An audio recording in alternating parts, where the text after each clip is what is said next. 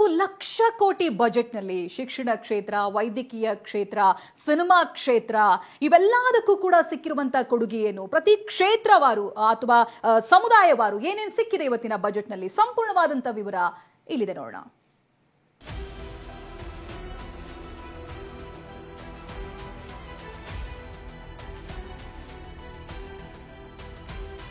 ಹಲವು ಹೊಸ ಯೋಜನೆಗಳು, ಅಭಿವೃದ್ಧಿ ಪೂರಕ ಅನುದಾನ. ರಾಜ್ಯ ಸರ್ಕಾರ ಬರೋಬ್ಬರಿ 51,000 ಕೋಟಿ ಹಣವನ್ನ ಗ್ಯಾರಂಟಿಗೆ ಮೀಸಲಿಟ್ಟಿದೆ. ಇಂತಹ ಬಹುಗಾತ್ರದ ಮಹತ್ವದ ಯೋಜನೆಗಳ ಜೊತೆಗೆ ಹಲವು ಘೋಷಣೆಗಳನ್ನ ಮಾಡಿದೆ. ನೂತನ ಕಾಲೇಜುಗಳು, ಕಟ್ಟಡಗಳು, ಕಂಪನಿಗಳಿಗೆ ಸಹಕಾರ, ರಸ್ತೆ ನಿರ್ಮಾಣ ಸೇರಿದಂತೆ ಅಭಿವೃದ್ಧಿಯಲ್ಲಿ ರಾಜ್ಯವನ್ನ ಮತ್ತೊಂದು ಹಂತಕ್ಕೆ ಕೊಂಡೊಯ್ಯೋ ಬಜೆಟ್ ಮಂಡಿಸಲಾಗಿದೆ. 4 ಲಕ್ಷ ಕೋಟಿ ದಾಟಿದ ಬಜೆಟ್ ಗಾತ್ರ.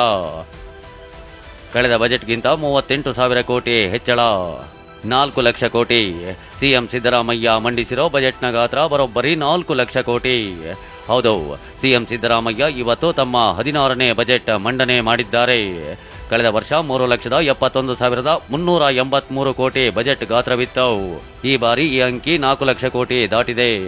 ಅಂದ್ರೆ 4,09,549 ಕೋಟಿ ರೂಪಾಯಿಯ ದಾಖಲೆಯ ಬಜೆಟ್ ಇದಾಗಿದೆ. ಇಲಾಖಾವಾರು ಅನುದಾನ ಹಂಚಿಕೆ ಮಾಡಿದ ಸರ್ಕಾರ. ಶಿಕ್ಷಣ ಇಲಾಖೆಗೆ ಸಿಂಹಪಾಲು 45,286 ಕೋಟಿ ಅನುದಾನ.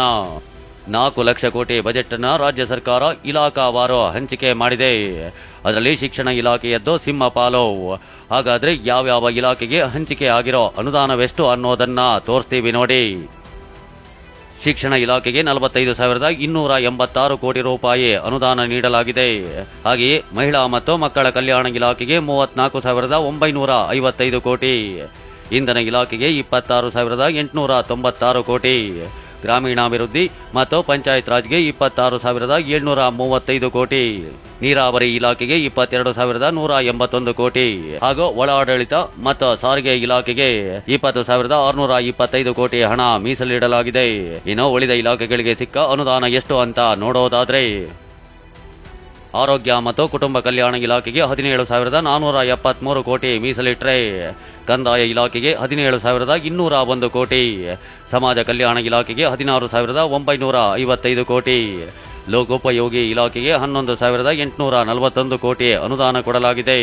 ಇದರ ಜೊತೆಗೆ ಆಹಾರ ಮತ್ತು ನಾಗರಿಕ ಸರಬರಾಜು ಇಲಾಖೆಗೆ 8,275 ಕೋಟಿ, ಕೃಷಿ ಮತ್ತು ತೋಟಗಾರಿಕೆ ಇಲಾಖೆಗೆ 7,145 ಕೋಟಿ, ಪಶುಸಂಗೋಪನೆ ಮತ್ತು ಮೀನುಗಾರಿಕೆ ಇಲಾಖೆಗೆ 3,977 ಕೋಟಿ ಹಾಗೂ ಇತರೆ ಇಲಾಖೆಗಳಿಗೆ 1,49,857 ಕೋಟಿ ಅನುದಾನ ಘೋಷಣೆಯಾಗಿದೆ.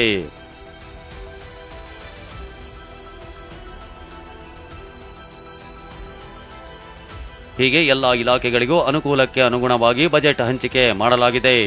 ಹೊಸ ಯೋಜನೆ, ನೂತನ ಘೋಷಣೆಗಳೊಂದಿಗೆ ಸರ್ಕಾರ ಸಮಗ್ರ ರಾಜ್ಯದ ಅಭಿವೃದ್ಧಿಯ ಗುರಿ ಹೊಂದಿದೆ. Bureau report, TV9.